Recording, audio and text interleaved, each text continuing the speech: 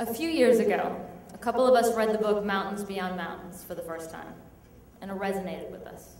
Dr. Farmer's unapologetic, abiding rage about the state of healthcare in poor countries, especially in Haiti, and his unflinching dedication to single-handedly eradicating the scourge of tuberculosis from the lives of low-income people was inspirational. Our mission is just as life or death. We know that the consequences for the 5,000 kids on our wait list are dire indeed. We know that the males in particular on that list for whom the lottery ball did not bounce favorably, they have a greater chance of going to prison than to college.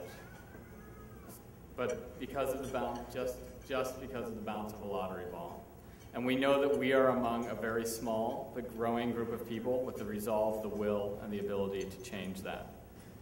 A conversation with Dr. Farmer is recounted in the book after he decided to walk 5 hours through a jungle to ensure that one of his patients was regularly taking the necessary medications. He explained, "Some people would argue that it wasn't worth a 5-hour walk," he said over his shoulder. "But you can never invest too much time in making sure this stuff works." "Sure," I said, "but some people would ask, how can you expect others to replicate what you're doing here? What would your answer to that be?" He turned his back and, smiling sweetly, said, "Fuck you." Then, in a stentorian voice, he corrected himself. "No, I would say the objective is to inculcate in the doctors and nurses the spirit to dedicate themselves to the patients, and especially to having an outcome-oriented view of TB." He was grinning, his face alight. He looked very young just then. In other words, fuck you. Among Team School's many warriors in this fight for the future of our city and our nation, 3 have stood out for their spirit of dedication to our students and their incredible effectiveness in their service to our kids and our teachers, for exemplifying a combination of all the Team School's values and a dogged determination to get every single one of our kids to and through college at all costs, no matter what. Here are your 3 candidates for the Mountains Beyond Mountains Award.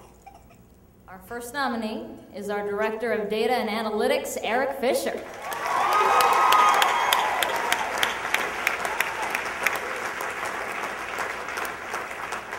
Four years ago, Eric came to us as a grant writer with little or no experience in grant writing. From there, he applied for another position for which on paper he was completely unqualified, Director of Analytics. And true to form, Eric has continued to push himself and our network to new heights in some of the areas that matter the most to our kids. Eric has managed to herd the cats that are some of our best teachers into a more aligned and data-oriented network because, as one nominator puts it, he is always looking for ways to incorporate all stakeholders in the solving of a problem and making sure all voices are heard. He does not do this by silencing all voices so that only his is heard, but makes sure that everyone involved has equal input and thus trusts that no matter what, the best idea will be followed through upon. Furthermore, Eric is known as a great manager. As another nominator puts it, the academic support team has not only proved themselves to be critical in supporting teachers' impact on student achievement, but they've also modeled a culture of innovation that makes teams stand out above charter schools, not only in New Jersey, but in the KIPP network across the country. Please give a big round of applause to the brains behind the TEAMspys and to so much else we do, Eric Fisher.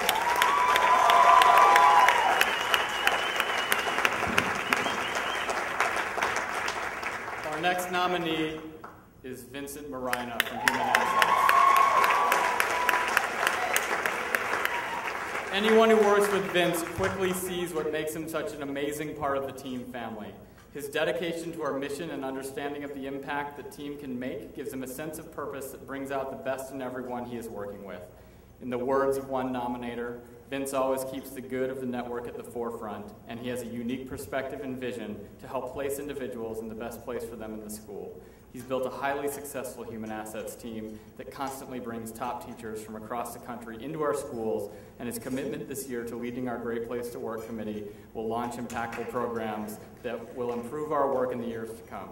In the words of another nominator, Vince not only reminds us about how our team makes an impact every day, but he also stands as an impeccable representation of someone who takes their impact on our network very seriously. Let's give Vince a hand.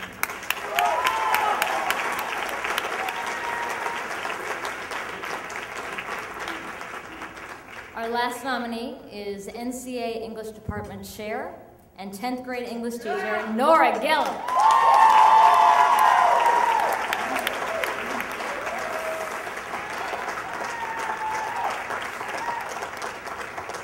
As one nominator puts it, Nora is one of the hardest working people at NCA. She runs an awe-inspiring classroom, but her impact on our school extends well beyond the realm of her own four walls. As my manager, she has never ceased to support me this year, tailoring her own mentoring to fit my needs and the needs of our department, and she works endlessly to ensure that my first year at NCA has been a positive one. Another one adds, Nora has been a steady influence of calm and positivity. Beyond her excellent classroom, Nora's attention to the craft of teaching, both in her practice and with those that she leads in the English department, is unrivaled. She balances the art and science of teaching perfectly, injecting humor and compassion into every lesson and interaction. Nora makes me want to come to work every day. She inspires me to work harder and be better. A big round of applause for Nora Gillen.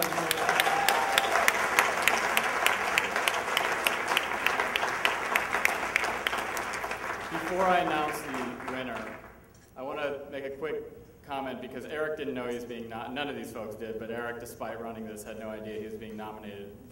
And I know that he and Vince will probably say the same thing, which is, you know, isn't this award just for teachers? And the answer is that this award is for teachers, the folks who work in our network, the people who impact kids' lives, whether directly or indirectly.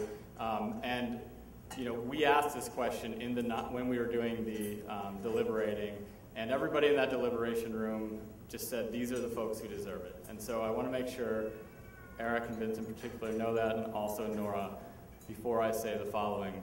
Will the family of Vincent Marino please come up here?